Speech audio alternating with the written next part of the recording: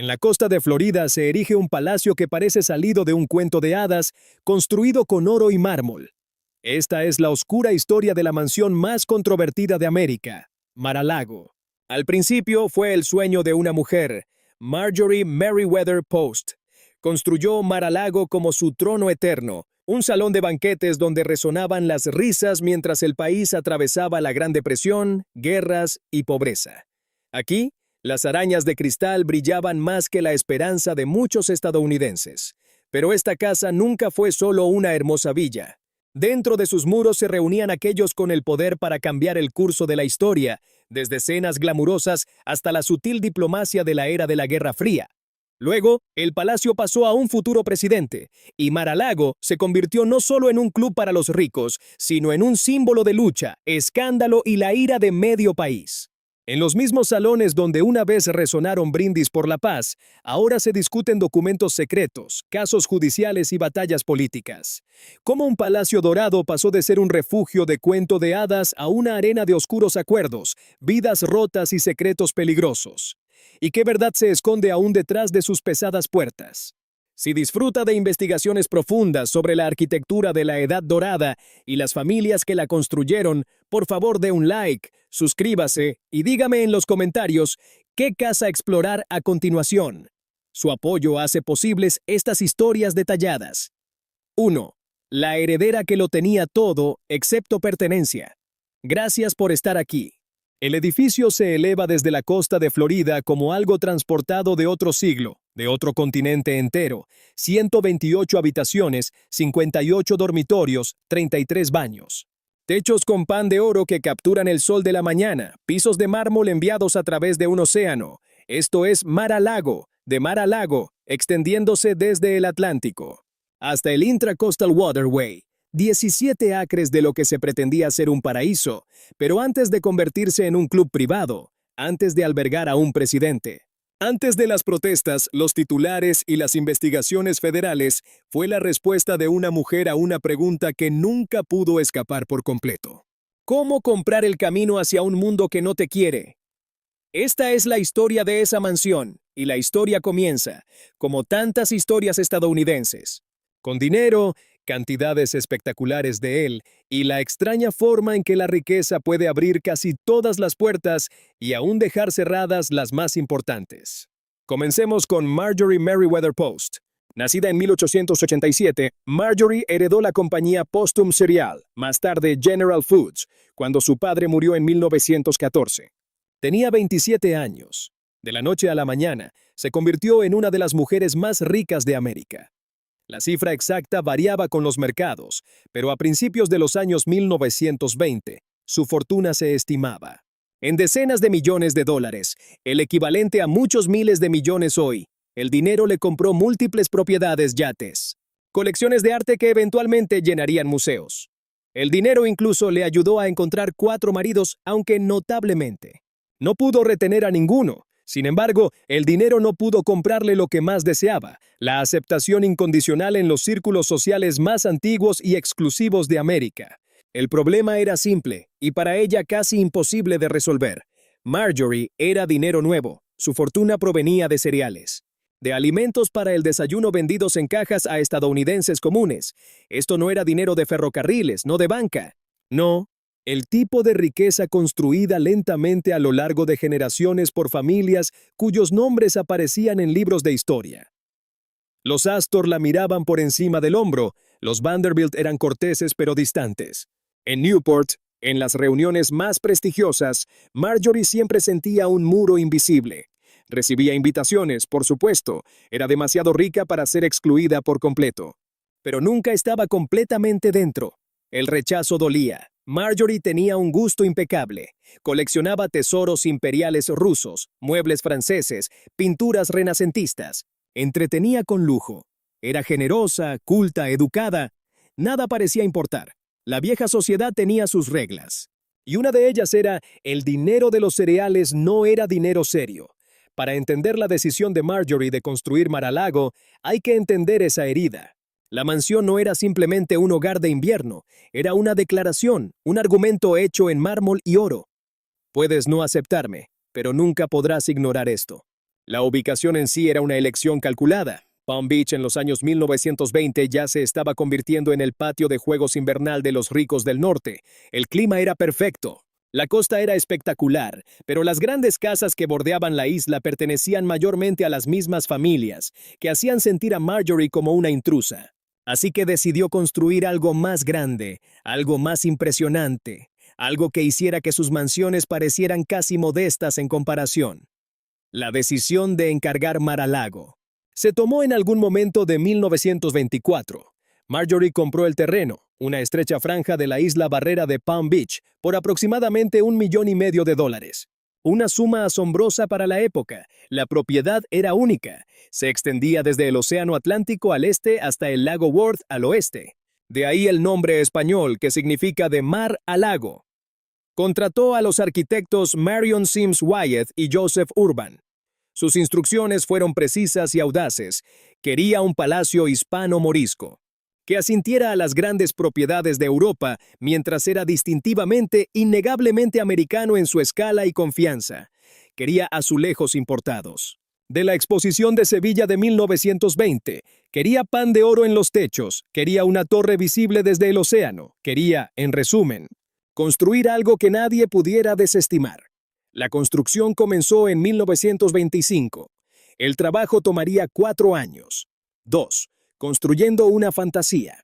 El precio en piedra y sudor. El trabajo tomó años. Entre 1925 y 1929, Mar-a-Lago se elevó lentamente del suelo arenoso de Palm Beach.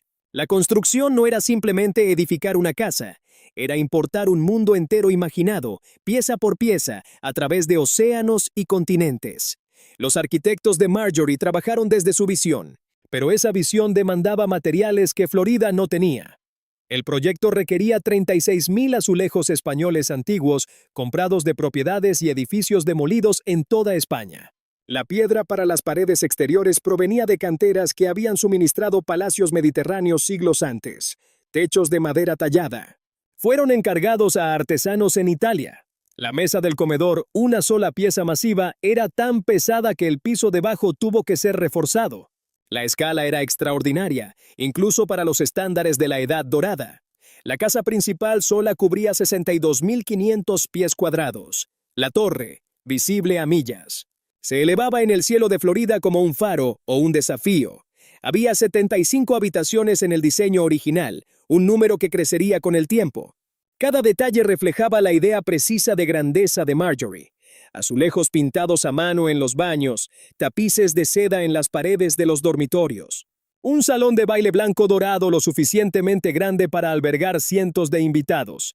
Sin embargo, Mar-a-Lago no era solo el palacio reluciente que todos veían. Para comprender su verdadero tamaño, hay que entender lo que yacía debajo y detrás. Una ciudad invisible construida para mantener el funcionamiento de la fantasía. La mansión requería un ejército para operar. Las cocinas se extendían bajo tierra, conectadas a la casa principal por corredores de servicio ocultos a los ojos de los invitados.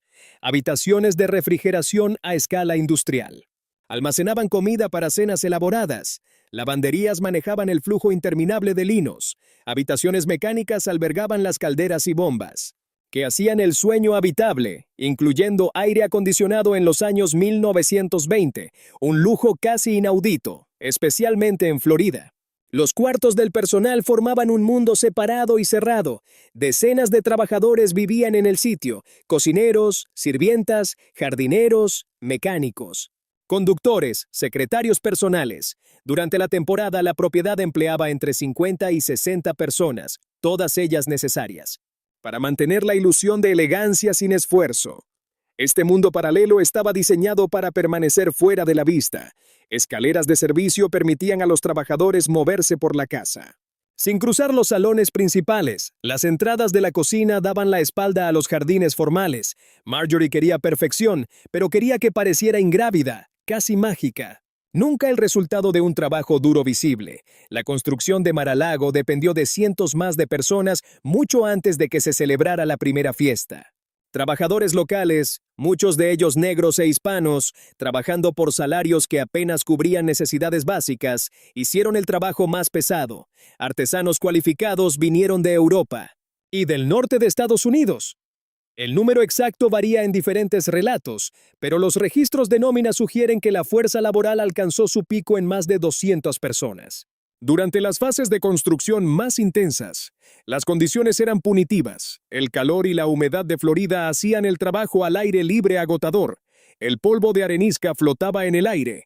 La delicada instalación de azulejos importados demandaba precisión bajo presión, porque cada retraso significaba sobrecostos que los gerentes de Marjorie se negaban a aceptar.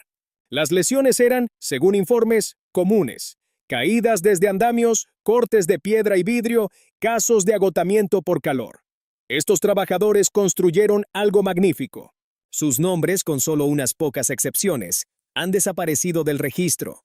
El costo fue asombroso.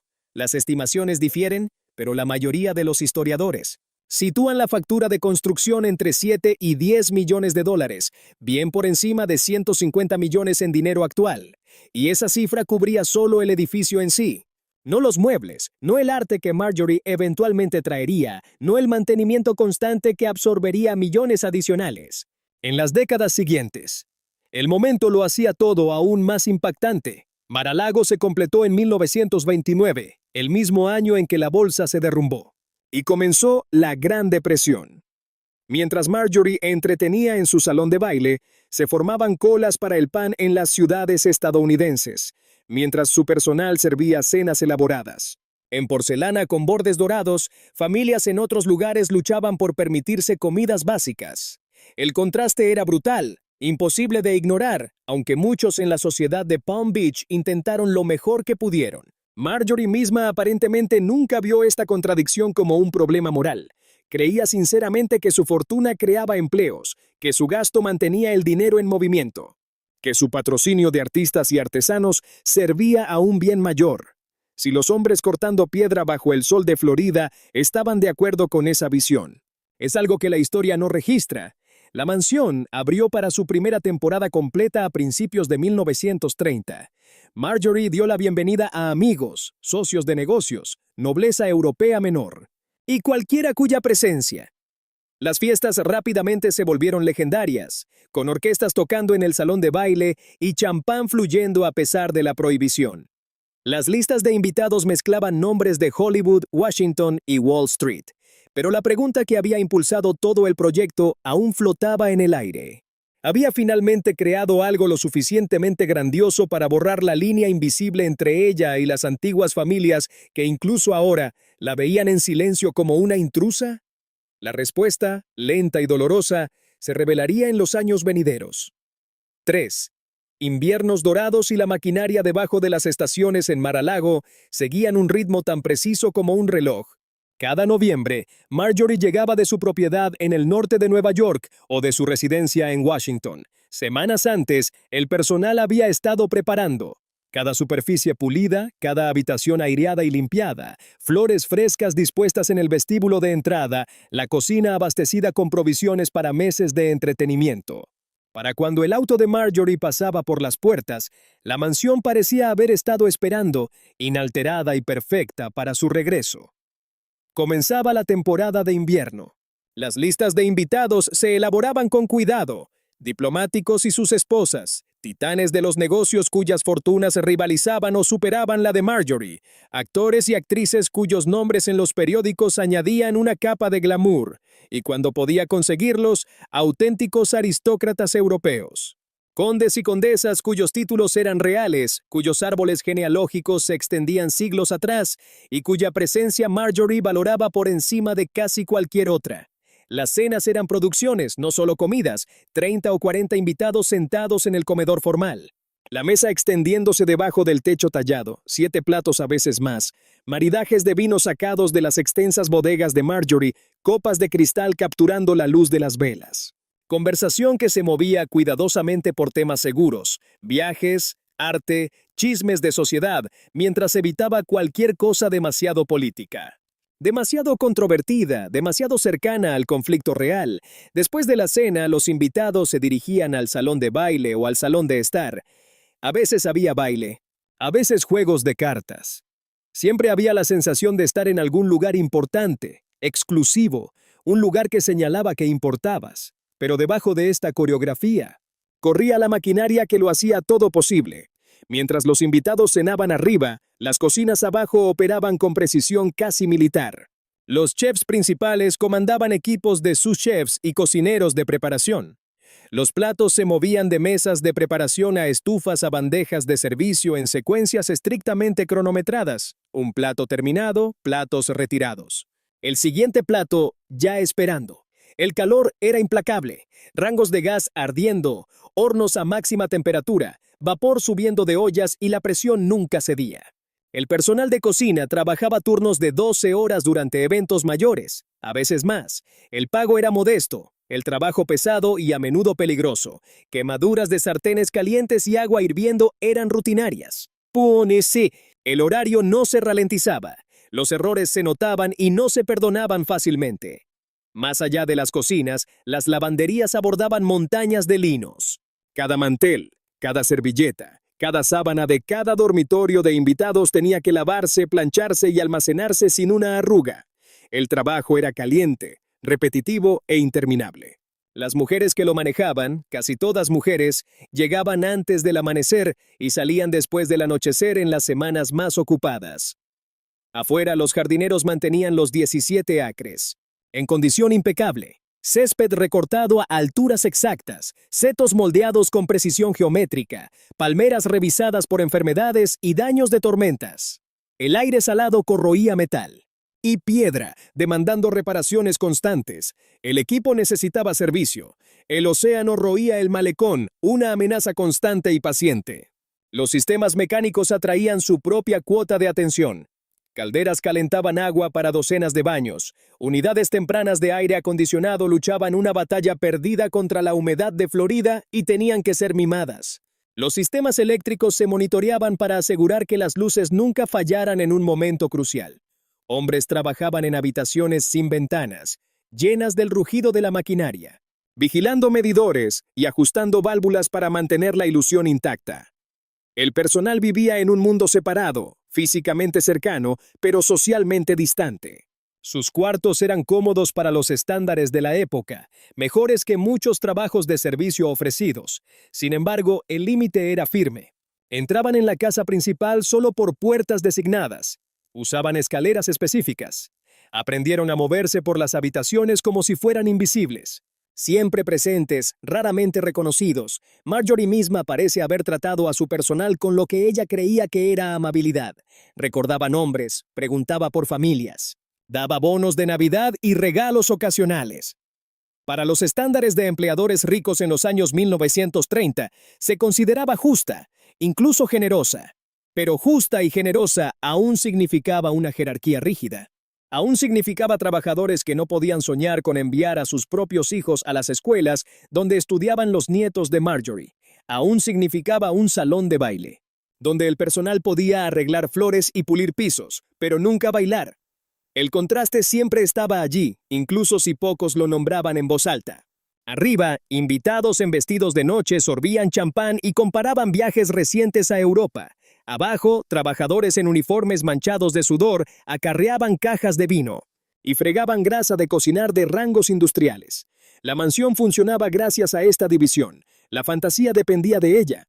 Los invitados venían a Mar-a-Lago para escapar del mundo ordinario, para entrar en un espacio donde la belleza parecía sin esfuerzo y la abundancia natural.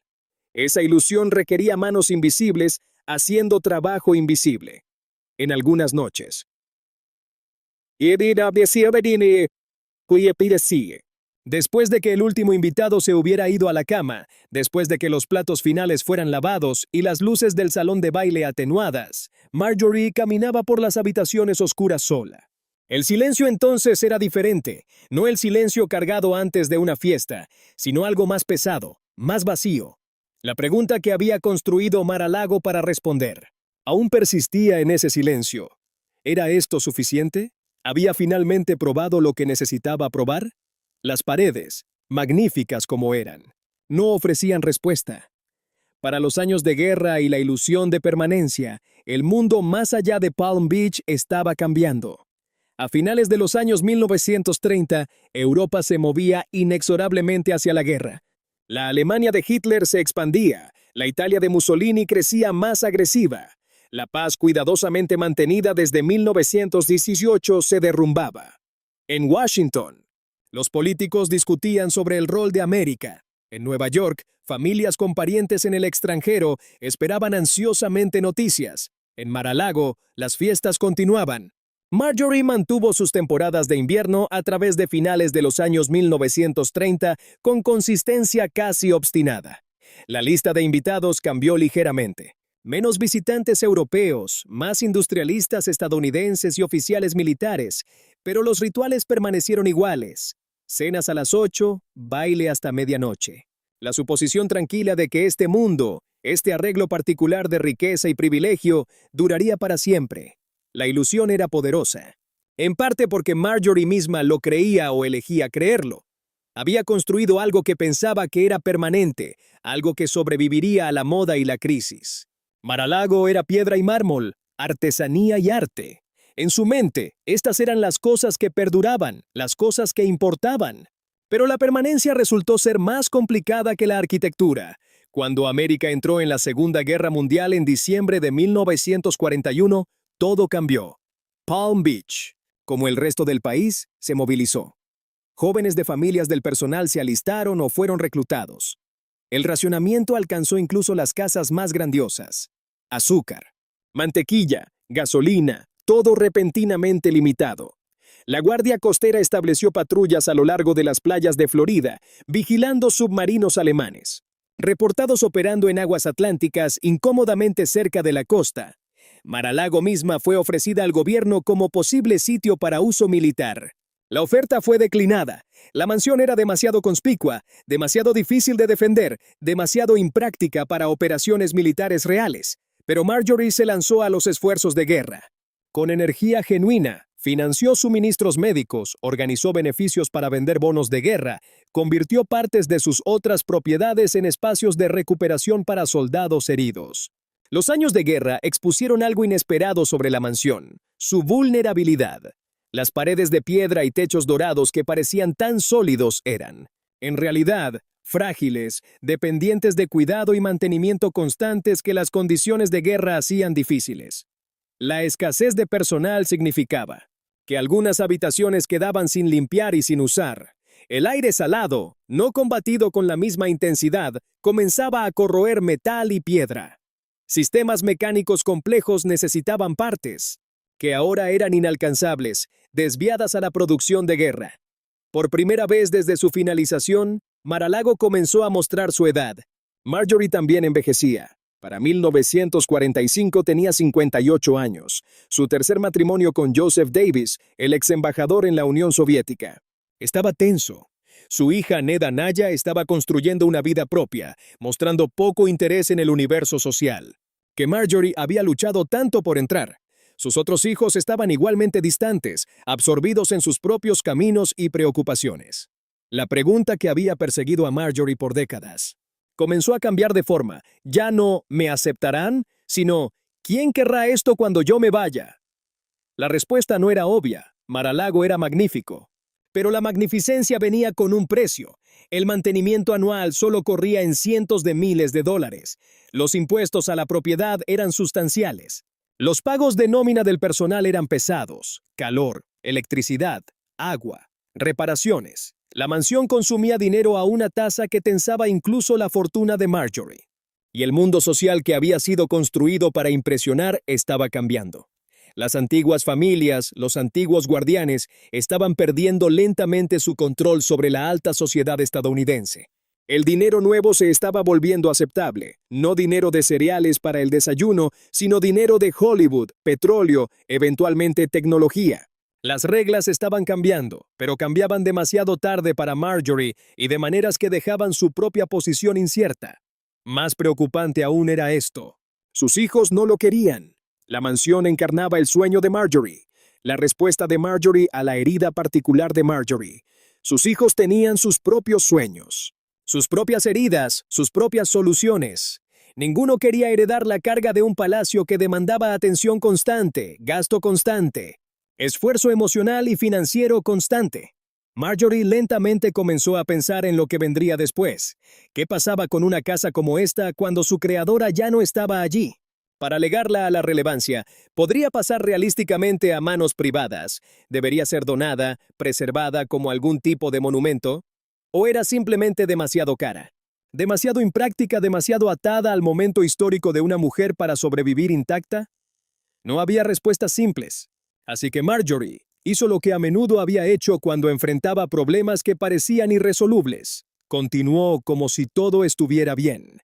Las temporadas de invierno se reanudaron después de la guerra. Las fiestas volvieron. Las listas de invitados se atendieron con el mismo cuidado. El personal continuó su trabajo invisible. Pero algo fundamental había cambiado. La permanencia que pensó que había vertido en piedra y mármol se reveló como temporal después de todo. Mar-a-Lago la sobreviviría. Ciertamente, el edificio era demasiado sólido para simplemente desaparecer.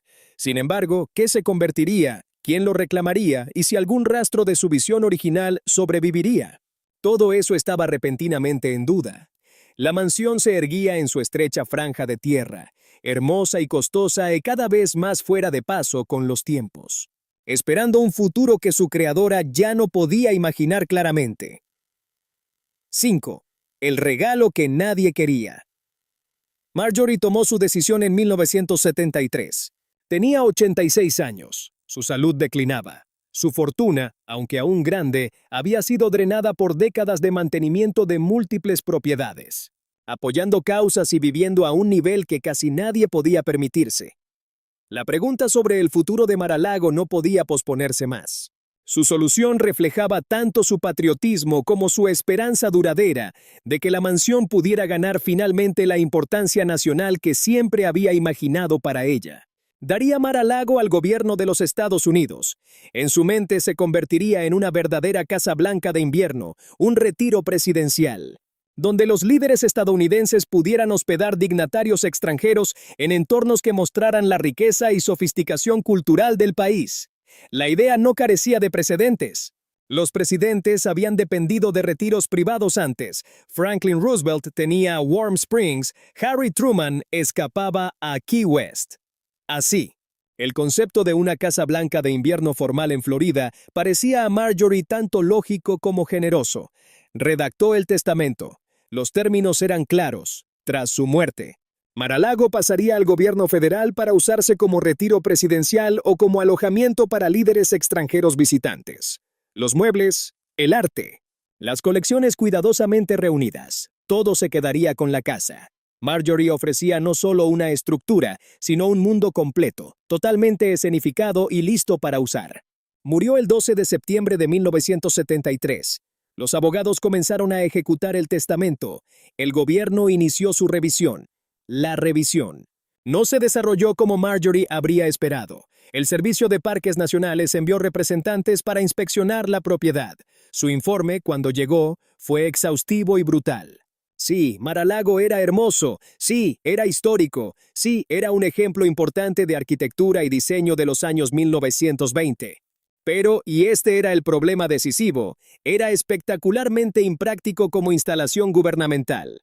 Los costos de mantenimiento eran asombrosos. Estimaciones tempranas sugerían que el gobierno necesitaría gastar entre 1 y 2 millones de dólares cada año, solo para mantener el lugar en condiciones operativas básicas. Esa cifra cubría el mantenimiento rutinario, utilidades, salarios del personal, seguridad y seguros. No incluía reparaciones mayores o renovaciones que inevitablemente serían necesarias con el tiempo. La seguridad era otro problema mayor. Mar-a-Lago se encontraba en una estrecha franja de tierra, con océano a un lado y lago al otro. La propiedad tenía múltiples puntos de acceso. El perímetro era largo y difícil de controlar, hacerla lo suficientemente segura para uso presidencial. Requeriría modificaciones pesadas, muros, puertas, sistemas de vigilancia, puestos de guardia, que costarían millones adicionales y cambiarían fundamentalmente el carácter de la propiedad. La ubicación en sí planteaba riesgos. Palm Beach era efectivamente una isla atada al continente por unos pocos puentes fácilmente bloqueables. En una emergencia, un huracán. Una amenaza de seguridad, una crisis médica. Evacuar al presidente y al personal sería complicado. El aeropuerto principal más cercano estaba a varias millas. La instalación militar significativa más cercana estaba aún más lejos.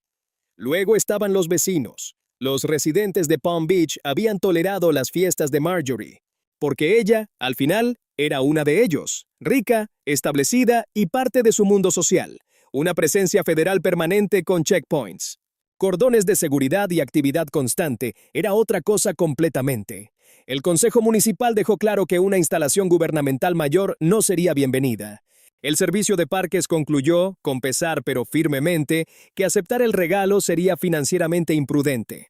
Mar-a-Lago era demasiado caro, demasiado impráctico, demasiado difícil de asegurar y mantener. Su recomendación fue declinar. En 1981, después de años de maniobras legales y debate, el gobierno formalmente devolvió Mar-a-Lago a la herencia de Marjorie. El sueño de una Casa Blanca de invierno terminó antes de que pudiera comenzar verdaderamente. El rechazo debe haber dolido incluso después de la muerte. Marjorie había pasado su vida construyendo algo que comandaría respeto, algo que nadie pudiera ignorar o desestimar fácilmente. En ese sentido, había tenido éxito. Pero no había tenido éxito en hacer que alguien realmente lo quisiera. El problema que enfrentaba Mar-a-Lago era el mismo problema que había ensombrecido a Marjorie misma: exceso. La casa era simplemente demasiado grande, demasiado costosa, demasiado demandante. Demasiado atada a la idea muy específica de grandeza de una mujer. Lo que funcionaba como una declaración personal de riqueza se convertía en una carga en el momento en que alguien más era pedido que asumiera responsabilidad por ella. Los ejecutores de la herencia se encontraron mirando una pregunta incómoda: si el gobierno de los Estados Unidos no quería esta propiedad, ¿quién lo haría? A lo largo de gran parte de los primeros años 1980, la mansión permaneció mayormente vacía. Un personal esquelético mantenía los sistemas básicos en funcionamiento. Alas de la casa estaban cerradas. El polvo se acumulaba en superficies que una vez habían brillado bajo la luz de las velas. Los jardines, sin atención constante, se deslizaban hacia lo salvaje. El agua salada continuaba su lento y paciente trabajo de corrosión. Mar-a-Lago era hermosa, vacante, y cada vez más desesperada por alguien, cualquiera, dispuesto a asumir sus costos y complejidad extremos. Ese alguien, improbablemente, ya estaba rodeando. Era joven, ambicioso, obsesionado con la publicidad y convencido de que podía convertir casi cualquier cosa en una marca rentable. Su nombre era Donald Trump, y estaba a punto de rehacer el sueño de Marjorie en algo que ella nunca podría haber imaginado. 6. Entra el showman. Donald Trump vio Mar-a-Lago por primera vez en 1985. Tenía 39 años, cabalgando alto en acuerdos inmobiliarios de Nueva York y hambriento por algo que probara que no solo era rico, sino importante. La Torre Trump había abierto 3 años antes. El nombre Trump brillaba en edificios a lo largo de Manhattan. Pero Nueva York, por todo su glamour, estaba abarrotada de otros desarrolladores, otras dinastías, otras reclamaciones a la grandeza. Florida parecía diferente, espacio abierto, sol constante y la oportunidad de adquirir algo único. Una propiedad con historia y prestigio ya incorporados. El primer movimiento de Trump fue característicamente agresivo. Ofreció $5 millones por Mar-a-Lago, una fracción de lo que había costado construir, y un número que reflejaba el problema central de la propiedad. Como inversión práctica, era casi inútil. Los ejecutores de la herencia, según informes ofendidos, lo rechazaron. Trump respondió comprando la parcela de playa directamente frente a Mar-a-Lago por $2 millones. Su plan declarado era poner condominios de gran altura en esa franja, bloqueando la vista al océano de la mansión y eliminando gran parte de su valor restante. Si realmente pretendía seguir adelante o principalmente quería apalancamiento, aún no está claro. El apalancamiento funcionó. Enfrentados a la perspectiva de que su obra maestra frente al océano se convirtiera en una reliquia sin acceso al mar detrás de torres de concreto, los ejecutores volvieron a la mesa. En 1985, Trump adquirió Mar-a-Lago y sus muebles por aproximadamente $8 millones en total, aún un descuento pronunciado comparado con el costo original de construcción. Pero aparentemente la mejor oferta realista. El problema inmediato de Trump era el mismo que había derrotado al gobierno federal. La propiedad quemaba dinero a una tasa increíble. Los costos de mantenimiento permanecían en cientos de miles de dólares cada año. Los impuestos a la propiedad eran pesados. como residencia privada. La mansión era absurdamente sobredimensionada, demandaba un nivel de personal y gasto que incluso Trump consideraba excesivo. Su respuesta encajaba. Con su talento particular para convertir estatus en efectivo, convertiría Mar-a-Lago en un club privado. La transformación comenzó en 1995. Trump gastó alrededor de 3 millones en renovaciones, actualizando sistemas eléctricos, modernizando cocinas, refurbishing habitaciones que habían decaído a través de años de mantenimiento mínimo. Sin embargo, el núcleo de la casa permaneció igual. El salón de baile, el comedor, los techos con pan de oro, los azulejos importados, todo se quedó.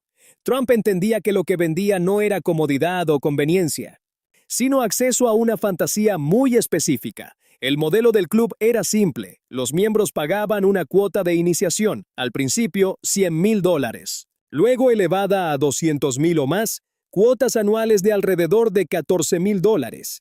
A cambio, recibían acceso a la propiedad, el derecho a cenar en los restaurantes de la mansión, uso de la piscina y playa.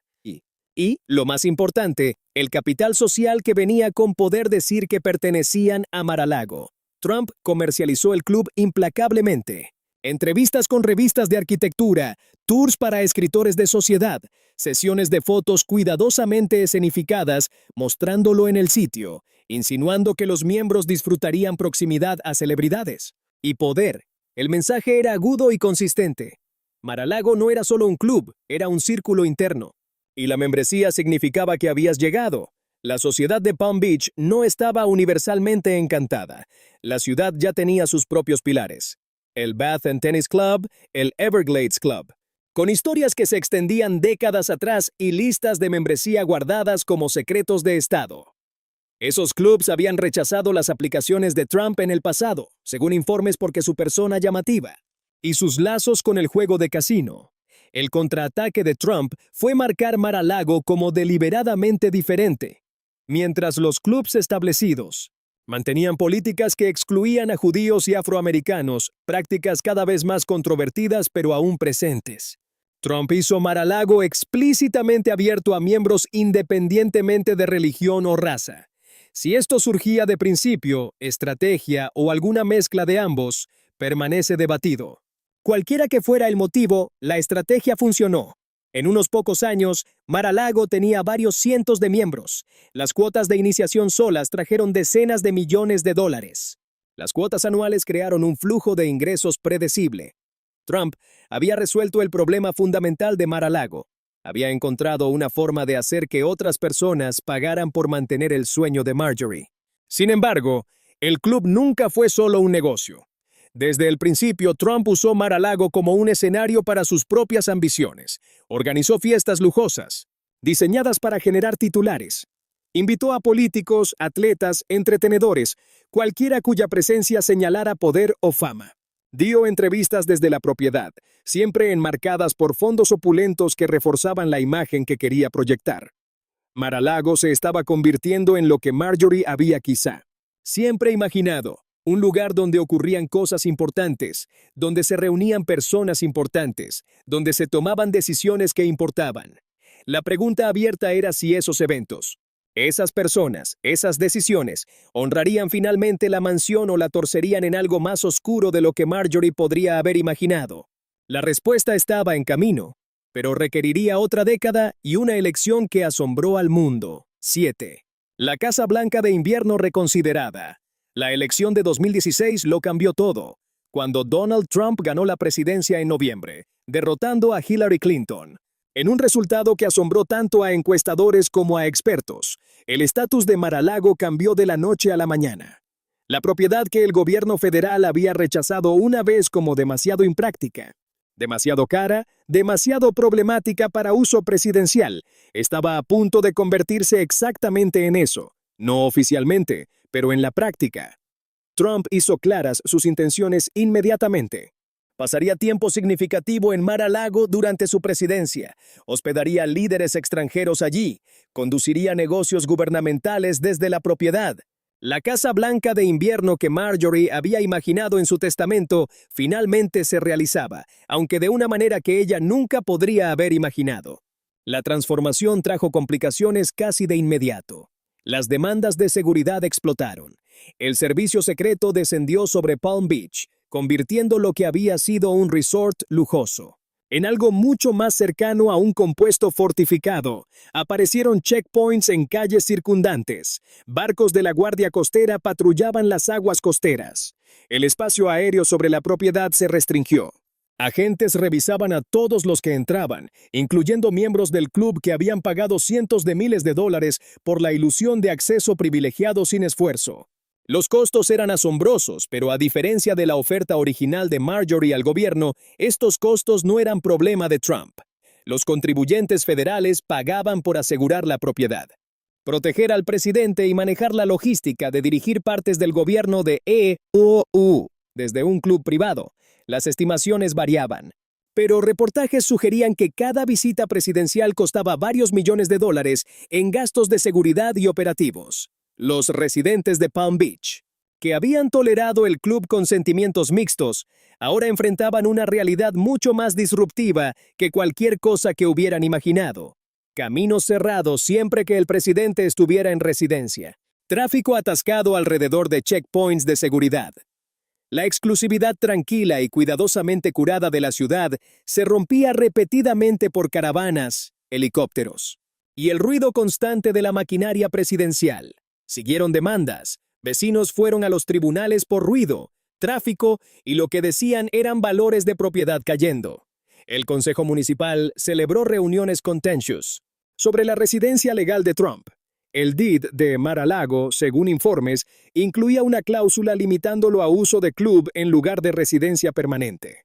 Una restricción que Trump ahora claramente desafiaba. Estas luchas se desarrollaron en audiencias locales y titulares nacionales, convirtiendo la propiedad de un fondo glamuroso en un campo de batalla legal y político continuo. Sin embargo, el cambio más importante no era logístico, sino simbólico.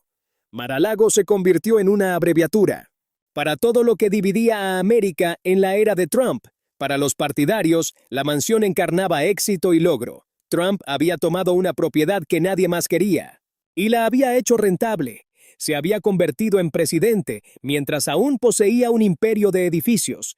Los techos con pan de oro y pisos de mármol se leían como prueba de prosperidad y confianza americanas. Hospedar líderes extranjeros en Mar-a-Lago les parecía como una demostración de que la empresa privada podía igualar o superar la Casa Blanca formal en estilo y comodidad. Para los críticos, Mar-a-Lago representaba la peor posible fusión de oficina pública y beneficio privado. Trump poseía el club. Ganaba dinero de membresías y eventos. Gobiernos extranjeros e intereses corporativos buscando favor podían comprar acceso simplemente uniéndose al club o hospedando funciones allí. La cuota de membresía se duplicó a $200,000 después de la elección, un precio que ahora compraba no solo prestigio social, sino proximidad potencial. Al presidente de los Estados Unidos.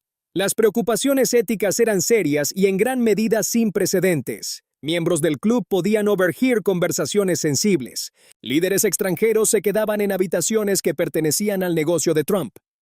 Asuntos gubernamentales se discutían en mesas de cena rodeadas de clientes pagantes. La línea entre deber oficial y negocio privado se borró, luego desapareció en gran medida. Incidentes específicos trajeron esas preocupaciones a foco agudo. En febrero de 2017, Trump hospedó al primer ministro japonés Shinzo Abe en Mar-a-Lago. Durante la cena en la terraza al aire libre, rodeados de miembros del club, llegó la noticia de que Corea del Norte había lanzado un misil balístico. Trump y Abe discutieron la situación en la mesa, mientras miembros observaban y tomaban fotos en sus teléfonos. Documentos estaban, según informes, visibles en la mesa. Protocolos de seguridad que habrían sido obligatorios dentro de la Casa Blanca parecían ausentes o laxamente aplicados. El episodio desencadenó indignación. Demócratas del Congreso demandaron investigaciones.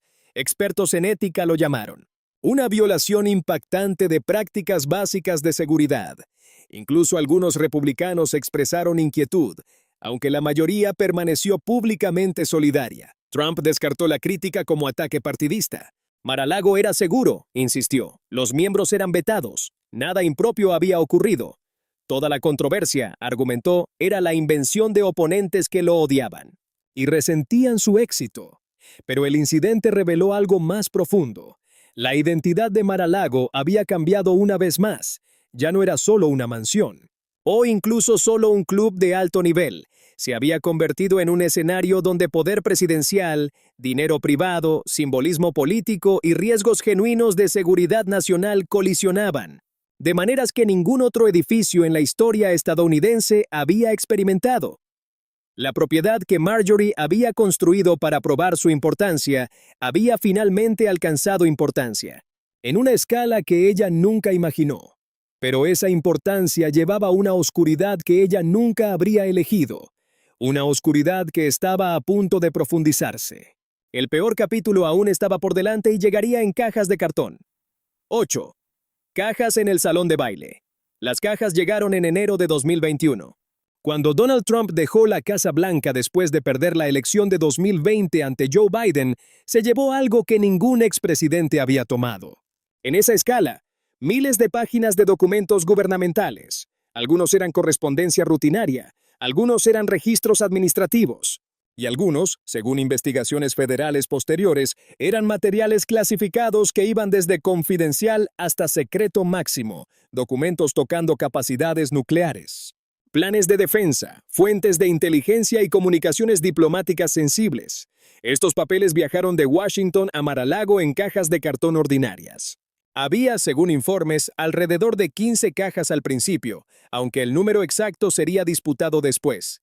Se almacenaron inicialmente en una habitación de almacenamiento en el sótano, luego movidas a otros spots en la propiedad, incluyendo, según fiscales federales, el salón de baile donde los invitados de Marjorie una vez habían bailado debajo de techos con pan de oro. Al principio, casi nadie fuera del órbita de Trump sabía que los documentos estaban allí, pero a principios de 2022, los Archivos Nacionales, la agencia federal responsable de preservar registros presidenciales, se dieron cuenta de que material significativo faltaba. Oficiales solicitaron su devolución. Representantes de Trump negociaron. Algunos documentos fueron enviados de vuelta en enero de 2022. Pero el personal de archivos notó inmediatamente marcas clasificadas en materiales que nunca debieron haber dejado instalaciones gubernamentales seguras. El Departamento de Justicia abrió una investigación criminal. Siguieron subpoenas. Abogados de Trump buscaron en Mar-a-Lago y dijeron al gobierno que todos los materiales clasificados ahora habían sido devueltos. En junio de 2022, proporcionaron una certificación jurada diciendo exactamente eso. La certificación era falsa. Investigadores federales tenían evidencia de que documentos clasificados aún estaban en Mar-a-Lago. El 8 de agosto de 2022, agentes del FBI ejecutaron una orden de allanamiento en la propiedad. La búsqueda en sí fue histórica. Ningún expresidente había enfrentado tal acción. Agentes pasaron horas dentro de Mar-a-Lago, moviéndose de habitación en habitación, fotografiando espacios y confiscando materiales. Cuando terminaron, habían recuperado más de 100 documentos clasificados adicionales, algunos marcados en los niveles más altos de secreto. Fotografías posteriormente liberadas en archivos judiciales mostraron el alcance del problema, archivos esparcidos por el piso de lo que parecía ser un área de almacenamiento. Clasificación truncado 1428 caracteres políticos veían algo muy diferente. Un expresidente que había removido materiales clasificados, resistido devolverlos, permitido que sus abogados hicieran declaraciones falsas y almacenado inteligencia sensible en un club social, donde la seguridad día a día era manejada por empleados privados entrenados en hospitalidad, no en contrainteligencia. Fiscales federales convocaron un gran jurado en junio de 2023.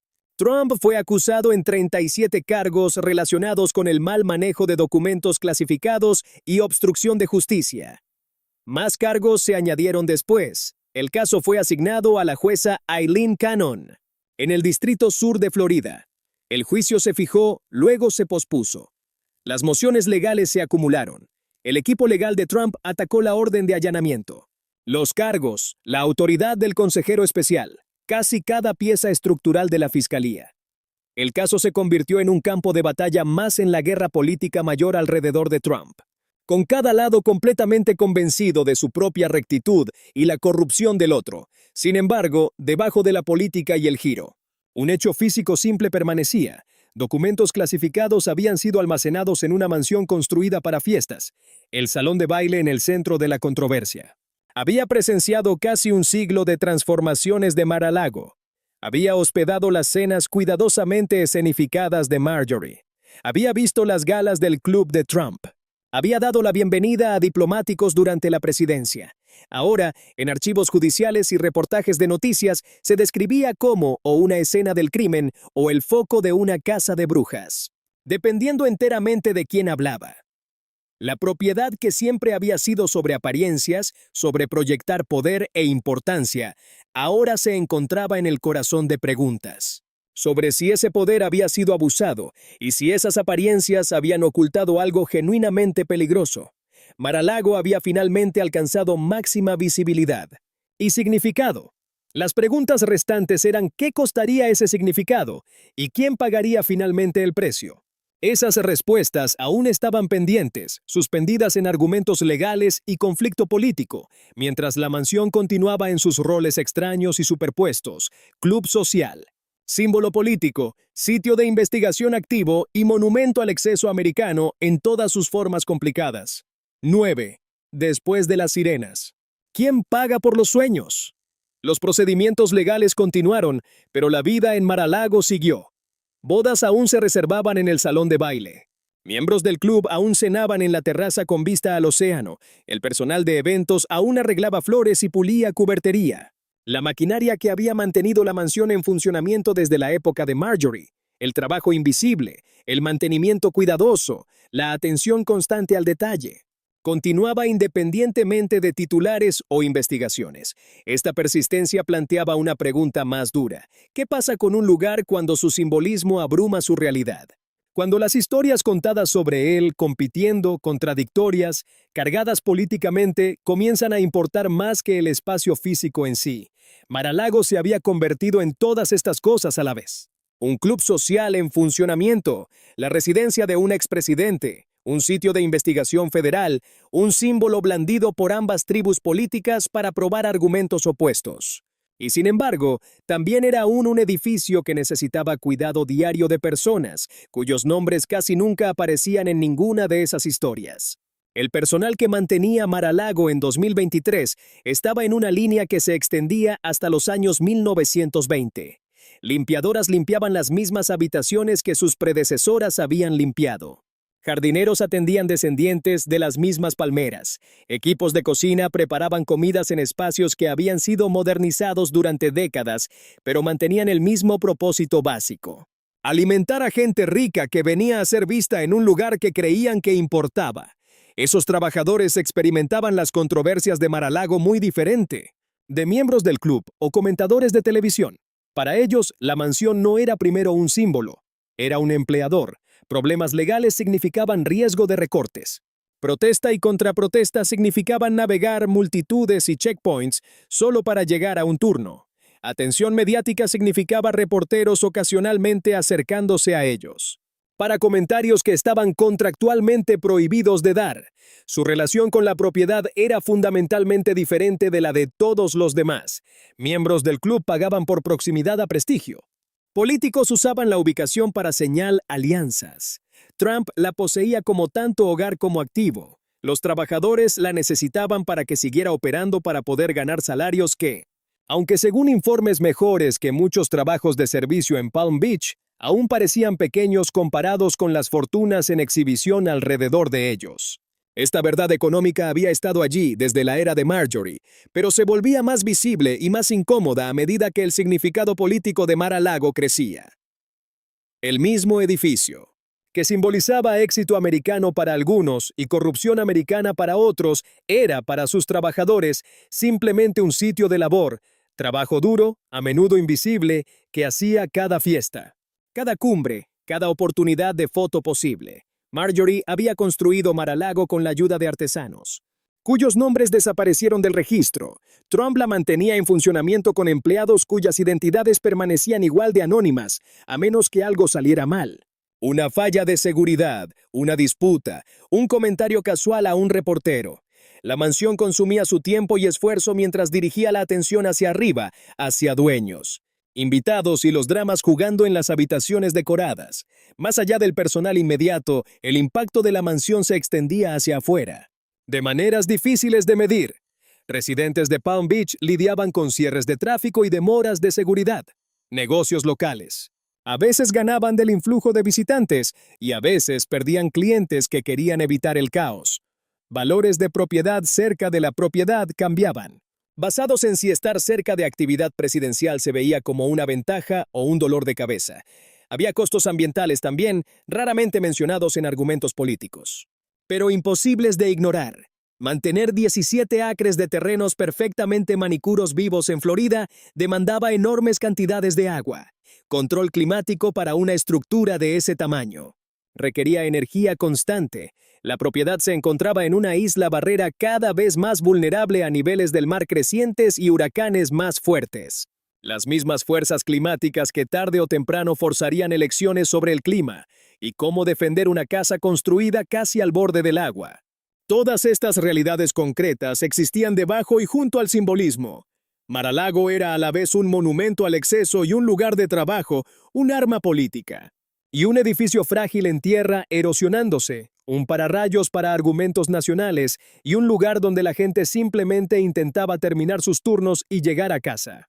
Para entender la historia completa de la mansión, había que mantener todas estas perspectivas juntas, no escogiendo una narrativa verdadera, sino aceptando que Mar-a-Lago contenía muchas, que su significado era fracturado y que diferentes personas vivían dentro de ese significado de maneras radicalmente diferentes. Marjorie había construido Mar-a-Lago para responder una pregunta personal sobre pertenencia y significado. El edificio había alcanzado un nivel de significado mucho más allá de cualquier cosa que ella imaginara. Pero la pregunta de pertenencia, ¿quién pertenecía allí? ¿Quién era mantenido fuera? ¿Quién ganaba y quién pagaba en silencio? Permanecía tan enredada e irresuelta como siempre. La mansión se erguía en su estrecha franja de tierra, aún hermosa a pesar del escándalo, aún cara, aún discutida, aún demandando labor constante. De personas que nunca la poseerían y comentario constante de personas que nunca pondrían un pie dentro. El océano continuaba su asalto paciente al malecón. Turistas seguían tomando fotos desde playas públicas. Manifestantes y partidarios repetían sus rituales fuera de las puertas. Y dentro, el trabajo diario continuaba. Pisos trapeados, comidas preparadas, accesorios de luz desempolvados, jardines recortados. El sueño que Marjorie construyó había sobrevivido, pero supervivencia no era lo mismo que victoria. La pregunta ahora era si alguien, dueños, invitados, críticos o ciudadanos observando desde lejos, aprendería algo del largo y extraño viaje de Mar-a-Lago de fantasía privada a punto de inflamación nacional. Parte 10. La mansión como espejo.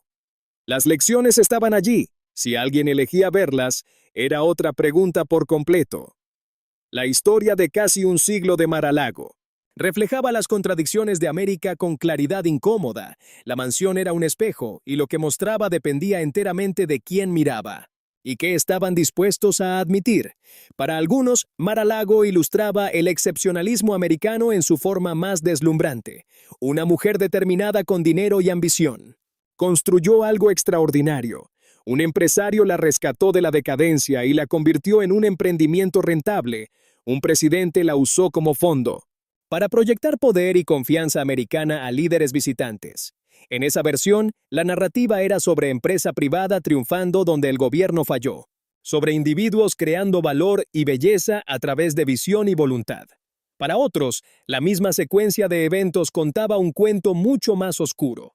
Una heredera rica construyó un monumento a sí misma mientras el país luchaba a través de depresión y desigualdad.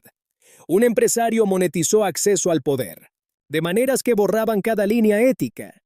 Un presidente fusionó beneficio personal y deber público tan completamente que distinguir entre ellos se volvía casi imposible. En esa narración, la historia era sobre riqueza descontrolada, instituciones corroídas y élites jugando por reglas que nadie más podía acceder. Ambas narrativas contenían verdad. Ambas dejaban fuera piezas cruciales. La verdadera historia de Mar-a-Lago era más desordenada y más estratificada que lo que cualquier campo político quería reconocer. Era una historia sobre labor. Generaciones de trabajadores cuya habilidad y esfuerzo construyeron y preservaron un lugar que no podían permitirse habitar como invitados. Era una historia sobre ambición, el intento desesperado de Marjorie de comprar aceptación, el hambre implacable de Trump por atención y la forma en que edificios se convierten en vasos para necesidades humanas, que ninguna cantidad de arquitectura puede satisfacer completamente. Era también una historia sobre clase en América, sobre la distancia entre aquellos que sirven y aquellos que son servidos, una distancia que apenas se movió. Sin importar qué nombre rico apareciera en el deed o qué partido tuviera la Casa Blanca, los trabajadores que tallaron piedra y colocaron azulejos en finales de los años 1920, y el personal que cambiaba linos y llevaba bandejas en principios de los 2020, ocupaban peldaños sorprendentemente similares en la escalera social, separados por un siglo pero unidos por la misma dinámica. Su labor apuntalaba el lujo de alguien más. Era una historia sobre cómo los estadounidenses mitifican la riqueza. Marjorie creía que una exhibición abrumadora forzaría respeto. Trump creía que rodearse de opulencia probaría su importancia. Ambos tenían parcialmente razón y parcialmente error. La mansión comandaba atención, señalaba poder, generaba un cierto tipo de significado, pero también exponía la vacuidad en el centro del poder que existe mayormente para show. La forma en que techos con pan de oro en mármol importado pueden sentirse impresionantes y vacíos al mismo tiempo, bellos y extrañamente sin sentido. La mansión revelaba también cómo fácilmente intereses públicos y privados se fusionan una vez que la riqueza alcanza cierto nivel. El intento de Marjorie de dar Mar-a-Lago al gobierno falló. Pero el uso de Trump de ella como escenario presidencial tuvo éxito, creando exactamente el tipo de conflictos que su regalo rechazado había sido destinado a evitar. El edificio exponía brechas en reglas éticas, en suposiciones de seguridad, en las normas no escritas sobre cómo los presidentes deberían comportarse y dónde yacen realmente los límites de conducta aceptable. Sobre todo, la historia de Mar-a-Lago destacaba lo que los estadounidenses elegían notar y lo que ignoraban en silencio. La saga de los documentos clasificados desencadenó intensa guerra política, pero las décadas de labor invisible que mantenían la mansión en funcionamiento apenas registraban en debate público. Luchas legales sobre la residencia de Trump generaban titulares, pero la fragilidad ambiental de propiedades lujosas en Islas Barrera recibía poca atención sostenida. Comentaristas diseccionaban el precio de membresías del club en detalle, mientras el pago y condiciones de los trabajadores que hacían posible el club rara vez se examinaban con la misma intensidad. Esos patrones de atención hacían eco de hábitos nacionales más amplios. Drama viajaba rápido, espectáculo atraía cámaras, choques entre figuras poderosas se sentían urgentes, porque poder siempre lo hacía. Las preguntas estructurales lentas. ¿Quién hacía qué trabajo por cuánto? ¿Quién llevaba qué riesgos para que otros disfrutaran qué comodidades? Eran más tranquilas, más difíciles de convertir en indignación, más fáciles de dejar en el fondo. Mar-a-Lago se había convertido en un símbolo, pero símbolos aplanan y distorsionan, por diseño. La mansión no era simplemente buena o malvada, no solo un monumento al éxito o solo un templo de corrupción, era ambas y ninguna. Un lugar complicado, con un pasado complicado que se negaba a reducirse a un solo significado limpio, la casa había sobrevivido a su creadora. Casi ciertamente sobreviviría a su dueño actual. La pregunta no resuelta era qué se convertiría después, y si ese próximo capítulo sería moldeado deliberadamente o simplemente ocurriría por inercia, determinado por quien quiera que tuviera suficiente dinero y ego para reclamarlo. Los edificios no eligen a sus dueños o sus roles, las personas lo hacen. Las decisiones tomadas sobre Mar-a-Lago. Si preservarlo, repurposearlo, regularlo, condenarlo o simplemente dejarlo continuar su extraña existencia híbrida. Dirían mucho sobre valores y prioridades americanas. El espejo estaba allí, puesto en piedra y mármol. La verdadera prueba era si alguien lo enfrentaría honestamente, viendo no solo la versión de América que preferían, sino el reflejo completo. Las contradicciones, los costos y las personas reales cuya labor y vidas habían sido vertidas. En cada superficie dorada y piso pulido. 11. Responsabilidad y qué podría ser diferente. Mirar honestamente al reflejo era solo el primer paso. La pregunta más dura era qué hacer con lo que veías. La relación entre riqueza y poder político demandaba una mirada más clara y honesta. El hecho de que la membresía en Mar-a-Lago reportadamente proporcionaba proximidad a un presidente en ejercicio no era un glitch en el sistema. Era un ejemplo extremo de cómo el dinero rutinariamente compra acceso, donaciones de campaña, presupuestos de lobby, fondos de think tanks, puertas giratorias entre reguladores y las industrias que supervisan. Todos estos son canales a través de los cuales la riqueza se convierte en influencia. Mar-a-Lago simplemente hacía el proceso más literal y más fácil de ver. Arreglar esto requeriría cambios estructurales, no solo indignación, reglas éticas más estrictas con dientes reales, mecanismos de aplicación que en realidad llevaran consecuencias, requisitos de transparencia que expusieran quién se reunía con quién, dónde y para qué propósito. Significaría reconocer que proximidad al poder es en sí un activo valioso, que acceso es un tipo de moneda, y que permitir que sea abiertamente comprado crea un sistema en el que el gobierno inevitablemente se inclina hacia aquellos que pueden pagar el precio de entrada. Segundo, el tratamiento de la labor necesitaba un ajuste de cuentas más honesto. Cada mansión, cada resort de lujo, cada exhibición cuidadosamente curada de riqueza descansaba en el trabajo de personas, cuyas contribuciones eran rutinariamente subvaloradas e invisibles. Las luchas públicas sobre Mar-a-Lago se escenificaban alrededor de propiedad, ley y simbolismo, mientras los trabajadores que mantenían el edificio en funcionamiento apenas aparecían en la historia en absoluto. Esa invisibilidad era parte del diseño. Apoyaba la fantasía reconfortante de que la riqueza se crea a sí misma, que el lujo surge naturalmente de talento y esfuerzo, en lugar de la extracción organizada de valor, del tiempo y cuerpos de otras personas. Traer a los trabajadores al marco, conocer sus nombres, entender sus horarios y protecciones.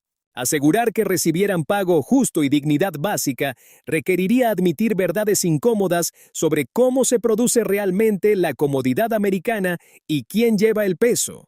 Tercero, la preservación y propósito de propiedades históricas necesitaba repensarse. Mar-a-Lago era arquitectónicamente significativo. Independientemente de su bagaje político, los azulejos españoles de Marjorie, los techos tallados, las elecciones de diseño excéntricas pero meticulosas, todo eso tenía valor cultural e histórico genuino.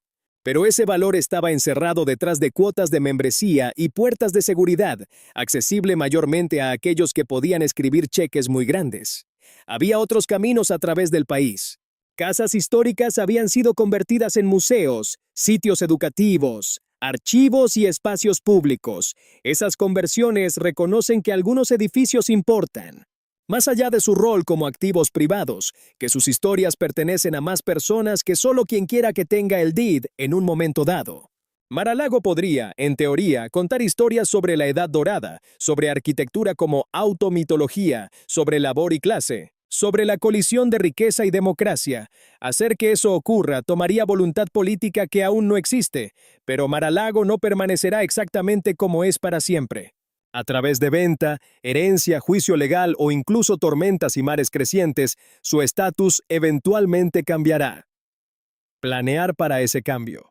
Pensar más allá de simplemente entregarlo al próximo multimillonario podría abrir la puerta a usos que sirvan a más que unos cientos de miembros del club. Cuarto y quizás más fundamentalmente, los estadounidenses necesitaban formas más matizadas de pensar sobre la riqueza misma. El hábito de tratar grandes fortunas como prueba directa de mérito, como evidencia de inteligencia, disciplina o valor moral, oscurecía la realidad desordenada. La riqueza casi siempre venía de una mezcla de herencia, momento, conexiones existentes, labor de otros, infraestructura gubernamental, protecciones legales y sí, a veces habilidad genuina y trabajo duro. Pero nunca esas solas. La fortuna de Marjorie venía de un imperio de cereales. Trump heredó millones y una red inmobiliaria de su padre. Ninguno empezó de nada, aunque ambos se inclinaban hacia versiones de ese mito. Esos mitos importaban, porque convertían la desigualdad en una obra moral, haciéndola parecer ganada, natural, casi inevitable en lugar del producto de elecciones de política, ventajas históricas y el compounding de privilegio. Historias más honestas sobre riqueza, historias que incluyen herencias, códigos fiscales, leyes de uso de tierra, raza, género, estatus de inmigración. Y simple suerte no borrarían la desigualdad, pero podrían abrir espacio para preguntar si la distribución actual de recursos realmente sirve bien al país. O si arreglos diferentes podrían funcionar mejor para más personas. Ninguna de estas conversaciones es fácil. Desafían historias americanas profundamente arraigadas sobre individualismo, meritocracia y la belleza moral de la acumulación. Piden a personas que se benefician del sistema actual admitir que el juego nunca ha sido puramente justo, que éxito personal se asienta en estructuras que muchos otros nunca tuvieron oportunidad de usar. Mar-a-Lago no puede forzar a nadie a tener estas conversaciones, pero su historia ofrece puntos de entrada concretos. Ejemplos específicos innegables que hacen visibles issues abstractas. ¿Quién obtiene acceso y por qué? ¿Quién hace el trabajo y por cuánto? ¿Cómo poder público y riqueza privada se entrelazan dentro de un solo conjunto de muros? La pregunta abierta es si los estadounidenses usarán esos puntos de entrada. ¿O seguirán luchando sobre símbolos mientras dejan las estructuras subyacentes, las que Mar-a-Lago ha expuesto tan claramente, exactamente como están? 12. Olas en el mismo muro. Las estructuras sobrevivirían a los argumentos, así como la mansión había sobrevivido a sus constructores. El amanecer alcanzaba Mar-a-Lago de la misma manera que lo había hecho por casi un siglo. Luz se extendía sobre el Atlántico, tocando las olas primero, luego la arena, luego el malecón que separaba océano de propiedad. El mismo muro, que trabajadores habían vertido y apilado en los años 1920, reparado después de tormentas, parcheado y reforzado una y otra vez, pero nunca cambiado en su propósito básico, reteniendo agua que de otra manera reclamaría la tierra. El océano era paciente, podía esperar. Dentro de la mansión, rutinas diarias comenzaban una vez más. Guardias de seguridad cambiaban turnos, personal de cocina entraba a preparar desayuno, trabajadores de mantenimiento revisaban sistemas que siempre necesitaban vigilancia. El edificio demandaba cuidado, como siempre había hecho, como siempre lo haría. Esa continuidad era quizás la verdad más clara sobre Mar-a-Lago. Debajo de las controversias y simbolismo, debajo de las luchas políticas y archivos legales, permanecía una estructura física que sobrevivía solo a través de labor física. Titulares cambiaban. Dueños tarde o temprano cambiarían. El significado adjunto al lugar subía y bajaba con tormentas culturales, pero el trabajo de mantenerlo en pie continuaba. Hecho por personas cuyos nombres nunca aparecerían en los libros de historia, cuyas perspectivas no moldearían las narrativas, cuyo esfuerzo diario hacía posible cada otra historia. Esos trabajadores entendían algo que observadores a menudo perdían. Edificios no son realmente sobre los nombres en los deeds o incluso los arquitectos en los planes. Edificios son sobre la negociación continua entre esfuerzo humano y realidad física. Piedra se desmorona, pintura se pela, cableado falla. Jardines se ahogan con malezas y nadie los atiende. La supervivencia de la mansión dependía no de visiones grandiosas o momentos dramáticos, sino de tareas quietas y repetitivas. Notando que empezaba a romperse y arreglándolo día tras día, año tras año, década tras década, Marjorie entendía esto al menos en parte. Contrataba personal, financiaba mantenimiento, pagaba por restauración, pero veía esas cosas como medios para un fin, el precio de mantener su sueño intacto. No comprendía completamente, o no quería comprender, que el trabajo era la sustancia y el sueño era el reflejo. La realidad del edificio era la labor que lo sostenía. Todo lo demás era proyección lanzada sobre esa superficie. Trump lo entendía diferente, pero no más profundamente. Trataba la mansión como un activo, una marca, un set de escenario. Sabía que requería mantenimiento, pero lo enmarcaba como overhead, un costo a minimizar, nunca como la actividad central. Que daba al lugar significado real. Su relación con Mar-a-Lago era extractiva. ¿Qué podía hacer por él? ¿Cómo podía amplificar su imagen? ¿Qué valor podía sacar antes de moverse? Ninguna visión honraba completamente lo que el edificio realmente era.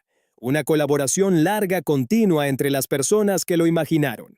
Las personas que lo construyeron, las personas que lo mantenían en funcionamiento y las fuerzas naturales. Viento, agua, sol, sal que constantemente probaban. ¿Cuánto tiempo el esfuerzo humano podía mantener la línea? El océano seguía empujando al malecón. El cambio climático aceleraba la erosión a lo largo de las costas de Florida. Niveles del mar subían en pulgadas medibles y documentadas. Tormentas crecían más fuertes. Dentro de décadas, posiblemente dentro de años, Mar-a-Lago podría enfrentar una amenaza existencial real. No de política o casos judiciales, sino de física. Agua creeping más alto, tierra hundiéndose más bajo, la inestabilidad básica de construir estructuras elaboradas. En estrechas islas barrera, en un clima inestable, esa amenaza era democrática de una manera que conflictos humanos no eran. El océano no se preocupaba por valores de propiedad, eslóganes políticos o significado histórico. Vendría por Mar-a-Lago de la misma manera que venía por cabañas modestas y playas públicas, probando cada fundación, encontrando cada debilidad, reclamando lo que no pudiera defenderse. En algún punto, el malecón fallaría. Tal vez podría reconstruirse, elevarse, blindado con nueva ingeniería. Tal vez tecnología demoraría el resultado, o tal vez no. Tal vez generaciones futuras mirarían fotografías de Mar-a-Lago de la manera que la gente ahora mira imágenes de pueblos costeros desaparecidos, bellos una vez, idos, ahora reclamados por fuerzas más grandes que la riqueza o voluntad de cualquier individuo. Si esa pérdida viene, enseñará lecciones que los escándalos políticos nunca pudieron. Mostrará que grandeza es temporal, que poder tiene límites, que naturaleza opera en escalas que hacen el drama humano parecer pequeño. El mismo océano que hizo las vistas de Mar-a-Lago priceless. Probaría ser más fuerte que los muros construidos para enmarcarlas. Pero eso es el futuro. El presente ofrecía lecciones más tranquilas, disponibles a cualquiera dispuesto a mirar realmente. La lección de continuidad, que el trabajo continúa independientemente de titulares, que esfuerzo ordinario sostiene lugares extraordinarios, que mantenimiento, no espectáculo. Es lo que impide que el mundo se desmorone. La lección de complejidad, que lugares sostienen múltiples verdades a la vez, que un solo edificio. Puede ser tanto bello como comprometido, admirable y preocupante. Y que historia nunca es lo suficientemente simple para encajar limpiamente en la historia de un lado. La lección de consecuencia, que elecciones privadas tienen efectos públicos, que ambición personal moldea realidad colectiva, que el pasado no está sellado de manera segura detrás de nosotros, sino tejido en el presente, guiando qué se siente posible y qué se siente inevitable. Ninguna de estas lecciones requiere expertise para entender, requieren solo atención. La disposición a ver Mar-a-Lago no solo como un símbolo para ganar un argumento sino como una ubicación real con un pasado real, construida por personas reales. Mantenida por labor real, sentada en un ambiente real que eventualmente decidirá cuánto tiempo puede permanecer. 13. ¿Qué elegimos recordar? Atención era una elección, y elecciones sobre qué recordar moldeaban qué heredaría el futuro. La historia de Mar-a-Lago sería contada y recontada. ¿Pero qué versión duraría? ¿Sería el cuento de la ambición social de Marjorie, una mujer construyendo un palacio para probar su valor? ¿Sería la transformación de Trump de la propiedad en un escenario político? La Casa Blanca de invierno que finalmente vino a ser, pero generó más controversia que prestigio. ¿Sería la saga de los documentos clasificados, cajas en un salón de baile?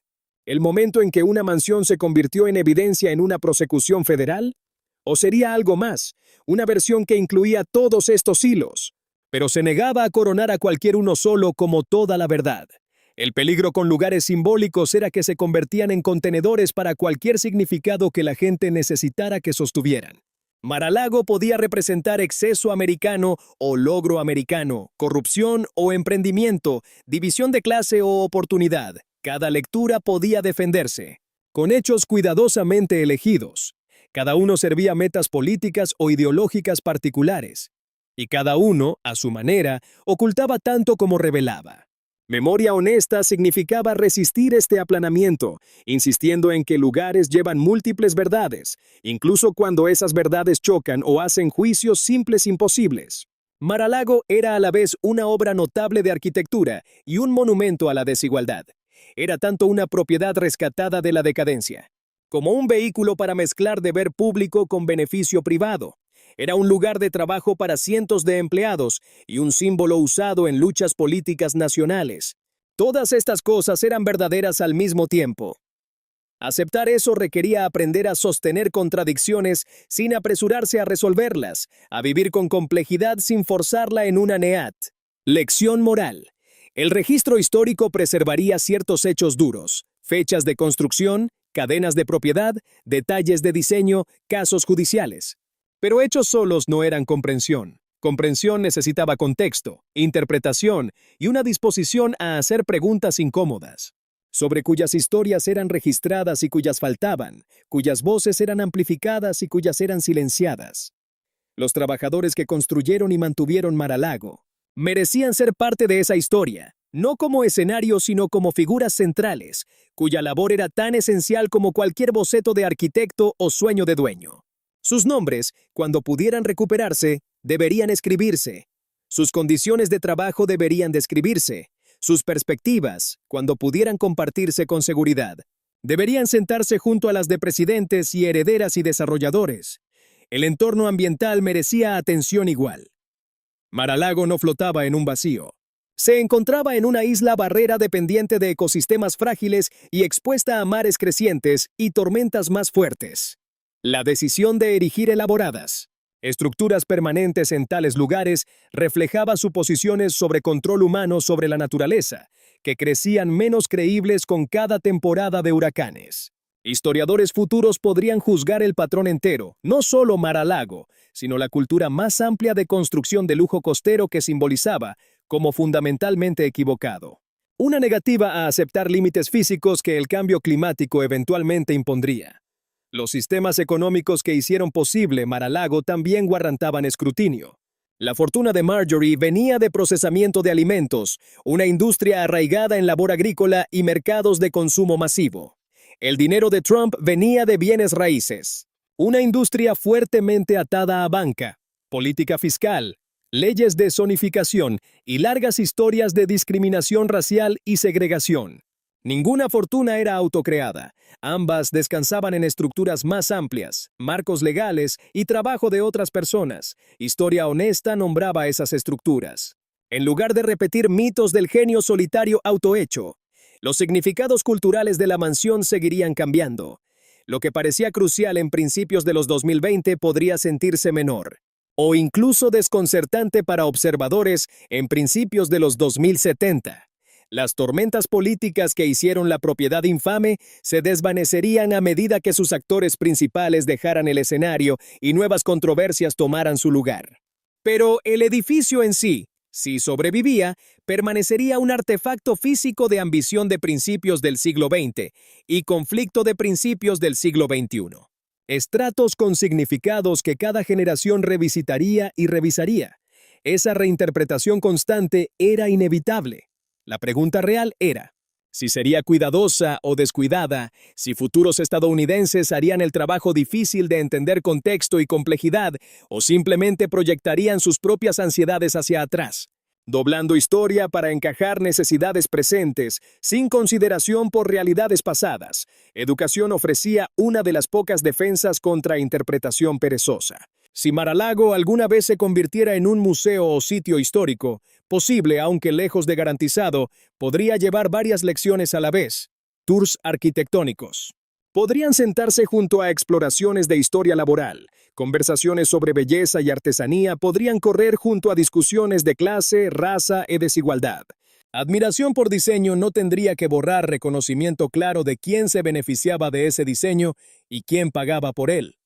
Pero educación requería dinero, instituciones y apoyo político, ninguno de los cuales era automático.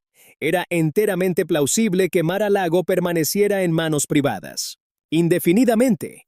Su historia moldeada por quienquiera que la poseyera después, sus significados filtrados a través de necesidades de marketing en lugar de honestidad histórica. Ese resultado no sería únicamente malvado, pero sería una oportunidad perdida. Una decisión de dejar una herramienta de enseñanza poderosa encerrada dentro de un club cerrado. Al final, la elección pertenecía a estadounidenses colectivamente, incluso si se expresaba a través de las acciones de unos pocos. La elección no era solo sobre el destino de Mar-a-Lago, sino sobre qué tipo de país querían sostener, qué deseaban honrar, qué estaban dispuestos a cuestionar, qué legado esperaban dejar atrás. Edificios reflejaban esas elecciones. de vuelta a las personas que las hacían. Mar-a-Lago, lo que fuera que pudiera ser, era un espejo mostrando a estadounidenses cosas sobre sí mismos, algunas halagadoras, algunas perturbadoras.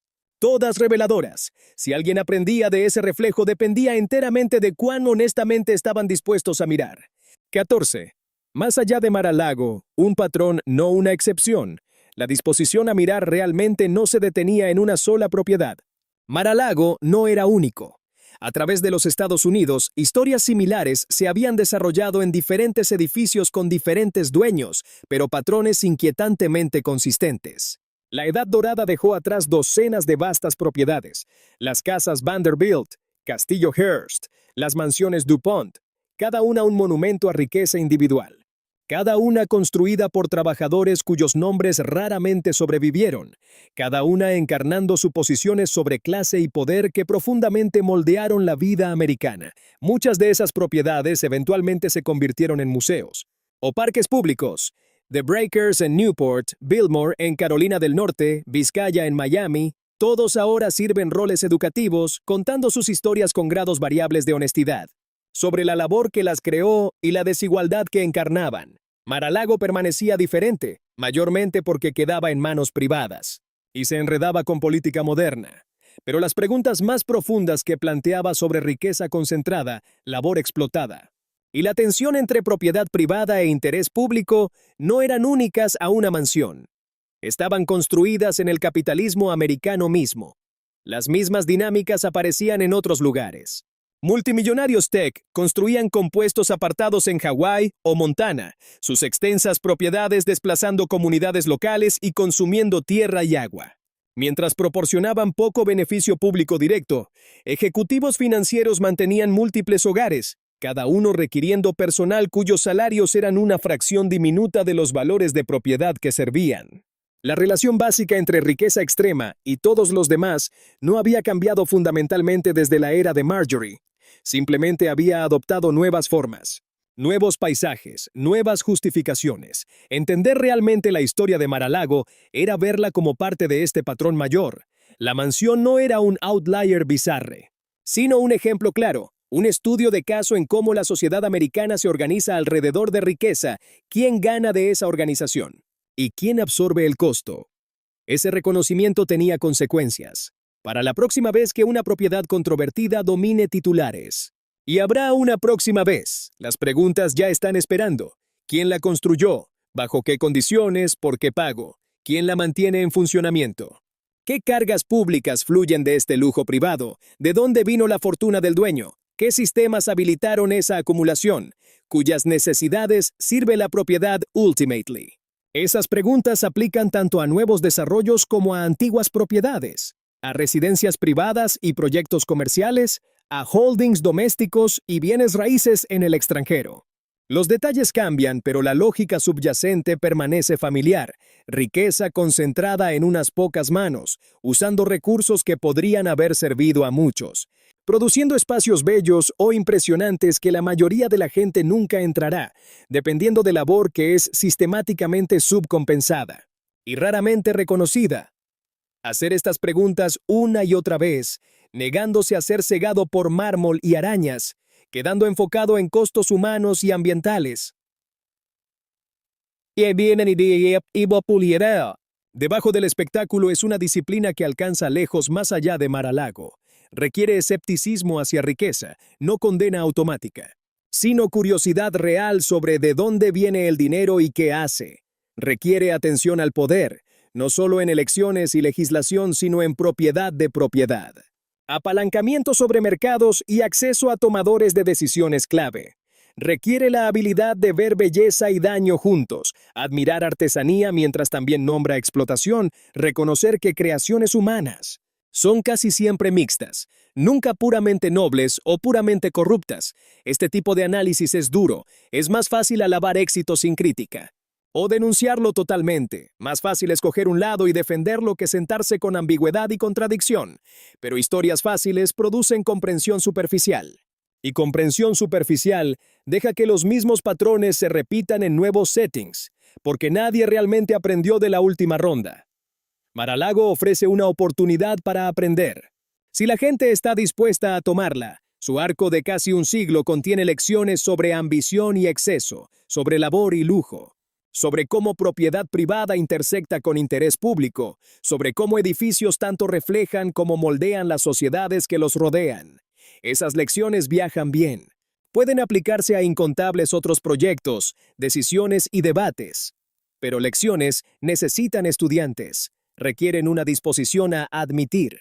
¿Qué realidad es más complicada que puntos de conversación partidistas? ¿Qué espectáculo atrae cámaras? ¿Qué choques entre figuras poderosas se sienten urgentes? Pero historias fáciles producen comprensión superficial. Y comprensión superficial deja que los mismos patrones se repitan en nuevos settings, porque nadie realmente aprendió de la última ronda. Mar-a-Lago ofrece una oportunidad para aprender, si la gente está dispuesta a tomarla. Su arco de casi un siglo contiene lecciones sobre ambición y exceso, sobre labor y lujo, sobre cómo propiedad privada intersecta con interés público, sobre cómo edificios tanto reflejan como moldean las sociedades que los rodean. Esas lecciones viajan bien. Pueden aplicarse a incontables otros proyectos, decisiones y debates, pero lecciones necesitan estudiantes, requieren una disposición a admitir. ¿Qué realidad es más complicada que puntos de conversación partidistas? ¿Que suposiciones preciadas podrían ser incompletas o equivocadas? ¿Que sistemas de los que nos beneficiamos pueden también ser injustos? Llaman por paciencia para entender contexto y por suficiente resiliencia para sentarse con verdades incómodas en lugar de empujarlas lejos. Si los estadounidenses colectivamente tienen esa paciencia y resiliencia, es aún una pregunta abierta. Las peleas gritonas alrededor de Mar-a-Lago sugieren lo contrario, que lealtad partidista e identidad de equipo a menudo ahogan matiz, que muchas personas prefieren narrativas tidy a realidades desordenadas, que la mansión es más a menudo usada como un arma en argumentos que examinada como un objeto de estudio serio. Pero conversación pública no es destino. Elecciones individuales aún importan. Cada persona que encuentra la historia de Mar-a-Lago a través de reportajes de noticias, documentales, libros o una mirada desde la distancia en Palm Beach, toma decisiones sobre qué notar, qué cuestionar, qué importar. Esas pequeñas decisiones, multiplicadas a través de miles o millones de personas, gradualmente moldean cómo una sociedad se entiende a sí misma. ¿Y qué decide cambiar o preservar? La mansión no puede forzar esas decisiones, solo puede sentarse donde siempre ha estado, su historia visible a cualquiera que se preocupe por rastrearla. Los patrones están allí, las lecciones están allí. La pregunta restante es, ¿qué elegirán hacer las personas con lo que ven? 15. La elección ante nosotros. La elección era inmediata y no se iba. La historia de Mar-a-Lago aún estaba en movimiento, casos legales se movían a través de los tribunales, luchas políticas cambiaban forma. El edificio mismo seguía envejeciendo, necesitando reparaciones. El océano se acercaba pulgada a pulgada año tras año. Lo que viniera después crecería de decisiones siendo hechas ahora mismo. En salas de tribunal y habitaciones de audiencia congresional, en oficinas editoriales y secciones de comentarios, en charlas entre vecinos y argumentos alrededor de mesas de cocina. Esas decisiones revelarían en silencio qué valoraban realmente los estadounidenses. ¿Se preocupaban más por transparencia o por privacidad, por accountability o deferencia a riqueza? ¿Por el interés público o derechos de propiedad absolutos? Ninguna de estas elecciones era simple. Personas razonables discrepaban, pero las preguntas importaban, porque forzaban al abierto prioridades que usualmente iban no dichas.